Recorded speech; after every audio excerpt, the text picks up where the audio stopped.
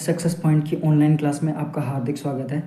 तो पिछली क्लास में हमने पढ़ा वैदिक काल, और वैदिक काल के बारे में क्या क्या पढ़ा, ये सारी चीज़ों का अध्ययन हमने पिछली क्लास में किया। तो पिछली क्लास में हमने वैदिक साहित्य के बारे में पढ़ा था, और वैदिक साहित्य में क्या क्या आते हैं। तो वैदिक साहित्य में आते हैं वेद, ब्राह्मण, आरण्यक और उपनिषद, ठीक है। और कुछ भाग थे जो वैदिक साहित्य नहीं थे, तो वो कौन कौन से थे? तो वेदांत, स्मृति, पुराण, रामायण और महाभारत, ठीक है। तो इन सब के बारे में अपन ने पढ़ा। तो वेद कितने प्रकार के थे? तो वेद 4 प्रकार के थे, है ना। तो ऋग्वेद, यजुर्वेद और सामवेद और अथर्ववेद, ठीक है। इन सब के बारे में हमने स्टडी की, सबके बारे में। ब्राह्मण साहित्य के बारे में पढ़ा, उसके बाद आरण्यक के बारे में पढ़ा, उसके बाद सबसे लास्ट में उपनिषद के बारे में पढ़ा। तो आज हम स्टार्ट करते हैं अपना नया चैप्टर वैदिक काल के अंदर। फर्स्ट हेडिंग है ऋग्वेद, यानी कि वैदिक काल को मैंने बताया था आपको कि वैदिक काल को 2 भागों में बांटा गया है। एक अपना पहला ऋग्वैदिक काल, दूसरा आता है अपना उत्तर वैदिक काल। तो वैदिक काल का टाइम पीरियड कब से कब तक है? तो वैदिक काल का टाइम पीरियड है 1500 से 600 बीसी के बीच में, ठीक है। 1500 से 600 बीसी के बीच में कौन सा टाइम पीरियड है? तो वो है अपना मतलब वैदिक काल का टाइम पीरियड। और वैदिक काल को भी 2 भागों में बांटते हैं स्टडी के अकॉर्डिंग। तो पहला है ऋग्वैदिक काल, तो उसकी 1500 से लेके 1000 बीसी तक का जो टाइम पीरियड है वो है ऋग्वैदिक काल, ठीक है। उसके बाद उत्तर वैदिक काल का टाइम पीरियड कब से कब तक है? तो उत्तर वैदिक काल का टाइम पीरियड 1000 बीसी से 600 बीसी के बीच में, वो है अपना उत्तर वैदिक काल। तो ऋग्वैदिक काल के अंदर अपने वेदों में से कौन से वेद की उत्पत्ति हुई थी? अपने ऋग्वेद की, ठीक है। और बाकी जो 3 वेद हैं उनकी उत्पत्ति किससे हुई थी? उत्तर वैदिक काल के अंदर हुई थी, ठीक है। तो आइए हम आज पढ़ते हैं ऋग्वैदिक काल के बारे में। तो इसका टाइम पीरियड देखते हैं सबसे पहले कि यह कब से कब तक था। तो ऋग्वैदिक काल का जो टाइम पीरियड आता है वो 1500 बीसी से आता है, और 1000 बीसी के बीच का जो समय अंतराल है वो होता है अपना ऋग्वैदिक काल, ठीक है। तो आइए अपन पढ़ते हैं ऋग्वैदिक काल के बारे में। तो विंटर नित्य ने ना ऋग्वैदिक काल के समय का निर्धारण किया। किसने किया था ऋग्वैदिक काल के समय का निर्धारण?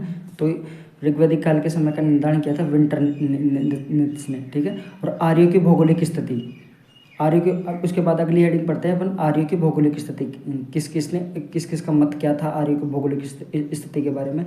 तो बारी बाई बारी अपन स्टडी करते हैं, ठीक है। तो आर्यों की भौगोलिक स्थिति के बारे में किन लोगों ने क्या क्या मत दिए थे, आइए उनको विस्तार से पढ़ते हैं, ठीक है। तो सबसे पहला मत था दयानंद सरस्वती का। तो दयानंद सरस्वती ने क्या बताया था ऋग्वैदिक काल में कि आर्यों का आगमन कहाँ से हुआ था, यानी कि आर्यों की भौगोलिक स्थिति के बारे में, मतलब कि आर्य शुरुआत में कहाँ बसे हुए थे। तो दयानंद सरस्वती बताते हैं कि जो आर्य है ना, तिब्बत से आए थे। उनकी उत्पत्ति कहाँ से मानी जाती है? तिब्बत से, ठीक है। उसके बाद पहला मत हो गया दयानंद सरस्वती के बारे में, ठीक है। उसके बाद दूसरा मत बताया था कि बाल गंगाधर तिलक ने कहा था कि आर्य है ना उत्तरी ध्रुव से आए थे। कहाँ से? उत्तरी ध्रुव से। तो ये चीज़ उत्तरी ध्रुव के बारे में बाल गंगाधर तिलक ने अपने एक पुस्तक Arctic home of Vedas, Arctic home of Aryans Vedas, ठीक है। इस बुक के अंदर बाल गंगाधर तिलक ने इस बात को लिखा कि आर्य उत्तरी ध्रुव से आए थे, ठीक है। ये हुआ अपना दूसरा मत, ठीक है। उसके बाद आता है डॉक्टर पेनका व हर्ट, मतलब दो वे साइंटिस्ट वैज्ञानिक थे जिन्होंने क्या बताया था, जो दार्शनिक एक तरीके से। तो उन्होंने क्या बताया था कि डॉक्टर पेनका और हर्ट ने ये बताया था कि आर्य की उत्पत्ति जर्मनी से मानी जाती है, यानी आर्य जो आए थे भारत के अंदर कहाँ से आए थे? जर्मनी से आए थे, ठीक है। और उसके बाद चौथा मत आता है अपना एल डी कल्ला का। तो एल डी कल्ला का चौथा मत आता है। एल डी कल्ला ने क्या बताया? तो एल डी कल्ला ने बताया था कि आर्य है ना कश्मीर से आए थे। कहाँ से? तो आर्य कश्मीर से आए थे। तो ये बात भी मतलब कि कश्मीर में लगभग भारत का ही पूरा क्षेत्र आता है, तो ये मत भी खारिज कर दिया गया। और एक अपने आदमी थे गंगाधर झा, जिन्होंने क्या बताया था आर्य की उत्पत्ति कहाँ से हुई है, कहाँ से मानी गई है? तो उन्होंने बताया था कि मध्य भारत से, मतलब मध्य भारत में ब्रह्म ऋषि देश से, ठीक है। तो ब्रह्म ऋषि नामक देश कोई था ही नहीं पूरे वर्ल्ड के अंदर, तो उन्होंने लगा कि इनका मत भी खारिज कर दिया, ठीक है। तो गंगाधर झा ने क्या बताया? तो आर्य की उत्पत्ति कहाँ से बताई? मध्य भारत से। उसके बाद अगला मत आता है मैक्स म्यूलर का मत। तो इन्होंने क्या बताया कि इनकी जो आर्यों की उत्पत्ति यानी कहाँ से आए थे, इनकी उत्पत्ति ये है कि मैक्स म्यूलर ने बताया था कि मध्य एशिया से आए थे। और इनका जो मत है ना वो सर्वाधिक मान्य मत है कि आर्य आर्य कहाँ से आए थे, मध्य भारत से, यानी कि मध्य एशिया से। ठीक है, अब गंगाधर शाह ने बताया कि मध्य भारत से आए थे। ठीक है, वो पूरा पूरा भारत का ही पार्ट है। और पर कई बार कह देते हैं कि आर्य की जो जो उत्पत्ति, आर्य है ना भारत के अंदर बसे हुए नहीं थे, विदेश विदेश से आए थे, मतलब कि भारत में उनकी उत्पत्ति नहीं मानी जाती। तो गंगाधर शाह का ये मत भी खारिज कर दिया गया। उसके बाद मैक्स मिलर ने बताया था कि ये आर्य आए थे मध्य एशिया से, तो इनका मत मान लिया कि मतलब हाँ सर्वाधिक मान्य मत इन्हीं का है। ठीक है, तो चलो अपन आगे पढ़ते हैं। तो इतना पढ़ा अपन ने। उसके बाद अपन अगला पढ़ते हैं कि जो आर्य है, आर्य आरंभ में सप्त सैंधव में बस गए थे। कहाँ बसे थे आर्य? तो आर्य बसे थे सप्त सैंधव में। और सिंधु आर्यों के लिए सबसे महत्वपूर्ण नदी थी। अब एक बात बताओ, सबसे महत्वपूर्ण नदी के तौर पे कौन कौन कौन हो गई इस टाइम पे, आर्यों के टाइम पे? तो तो उस टाइम की जो सबसे इम्पोर्टेंट, जैसे इस टाइम की सबसे इम्पोर्टेंट नदी है गंगा नदी, तो उस टाइम की सबसे इम्पोर्टेंट नदी कौन सी थी? तो सिंधु आर्यों की सबसे महत्वपूर्ण नदी थी। और कहाँ बसे थे आर्य?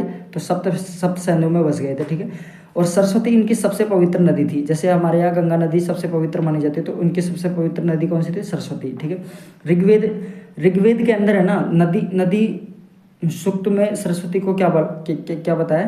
तो इसको सरस्वती नदी को बताया नदी तमा। ठीक है, ऋग्वेद के अंदर, ऋग्वेद के नदी सूक्त, यानी ऋग्वेद का पार्ट है ये, सॉरी ये सूक्त लिखा हुआ है। ठीक है, तो ऋग्वेद के नदी सूक्त में सरस्वती को क्या बताया? नदी तमा। ठीक है, और ऋग्वेद में सिंधु की 5 सहायक नदियों का उल्लेख मिलता है। कितनी? 5 सहायक नदियों का उल्लेख मिलता है। और उन नदियों के नाम क्या है? तो विपाशा, शतुद्री, वितस्ता, पुरुषणी और अस्किनी, ये नाम मिलते हैं। ठीक है, तो इन 5 सहायक नदियों का नाम है। तो अब ये विपाशा, शतुद्री, वितस्ता और पुरुषणी और अस्किनी, इनके नाम क्या क्या है? तो नामों की बात आती है तो विपाशा का जो प्राचीन नाम, विपाशा इसका प्राचीन नाम था। अब इसका जो आधुनिक नाम क्या है? तो विपाशा का, सॉरी,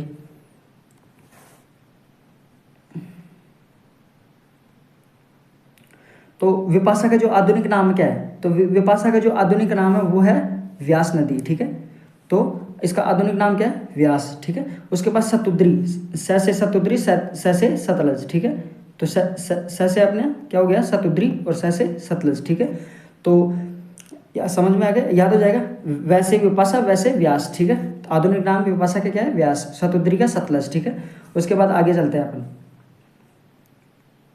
उसके बाद आती है वितस्ता। तो वितस्ता का जो प्राचीन नाम वितस्ता था इसका, तो इसका आधुनिक नाम क्या हुआ?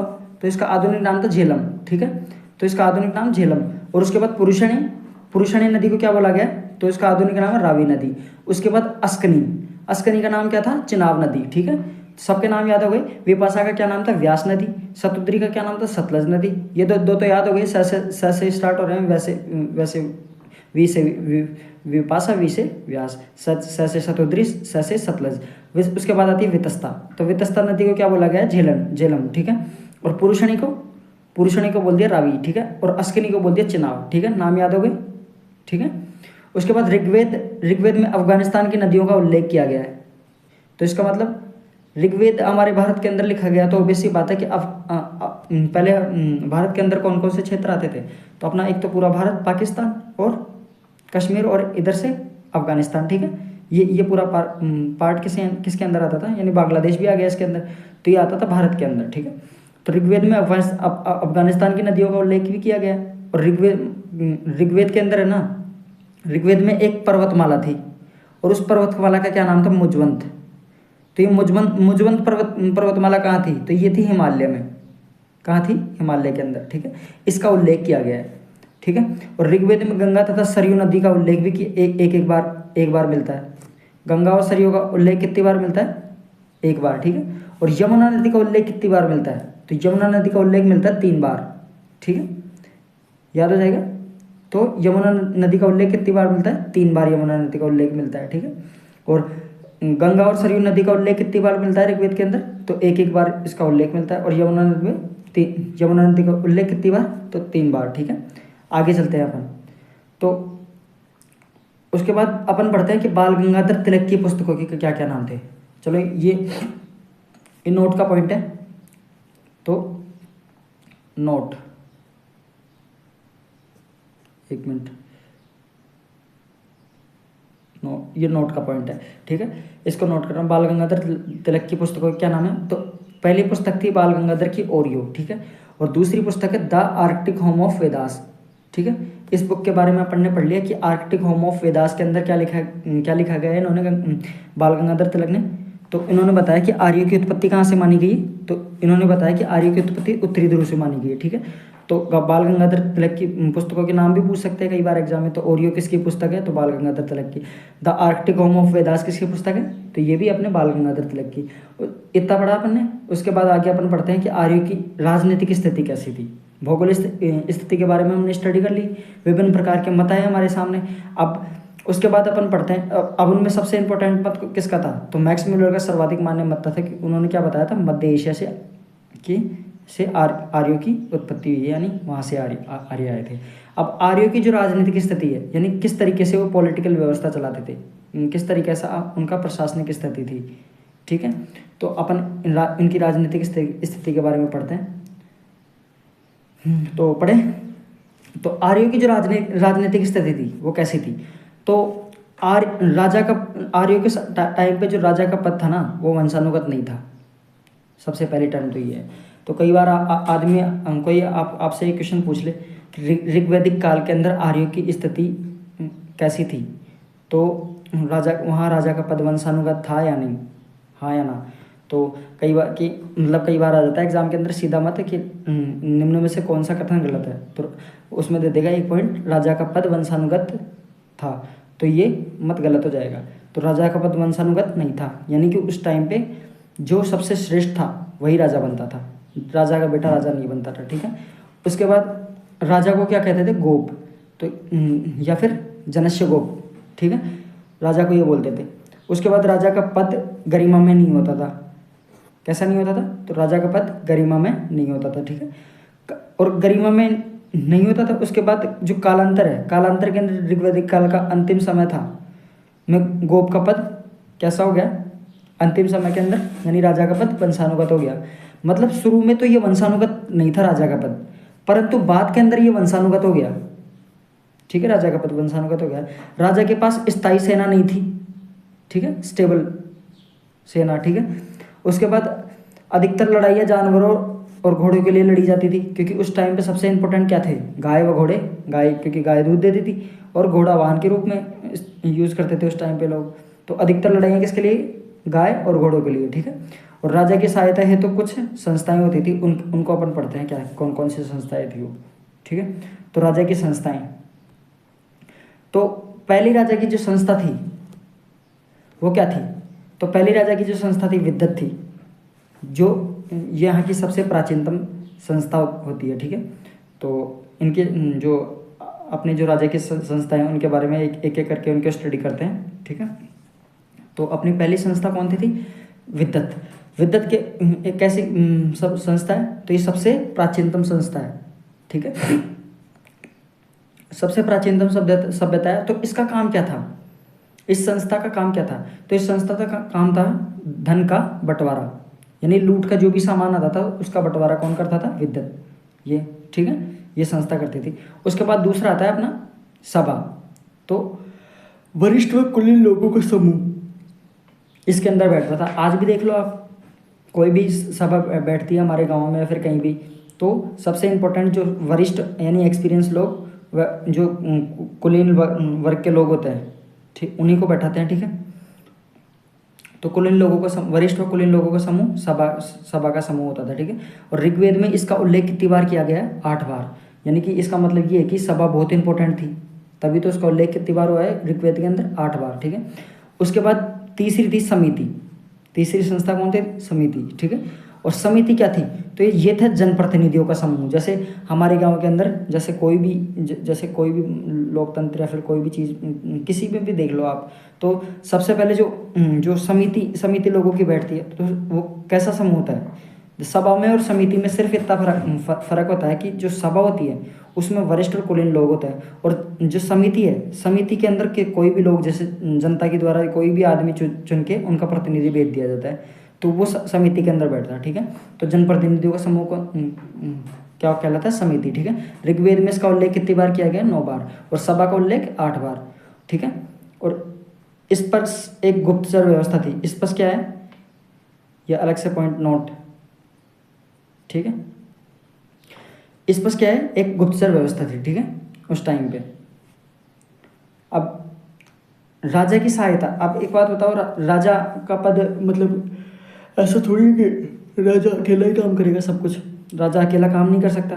तो राजा की सहायता के लिए कितने मंत्री थे, तो राजा की सहायता के लिए 12 मंत्री थे, जिन्हें क्या बोलते थे, रत्निन, ठीक है, जिन्हें क्या बोलते थे, रत्निन। राजा की सहायता के लिए जो 12 मंत्री होते थे उन्हें क्या बोलते थे, रत्निन, ठीक है।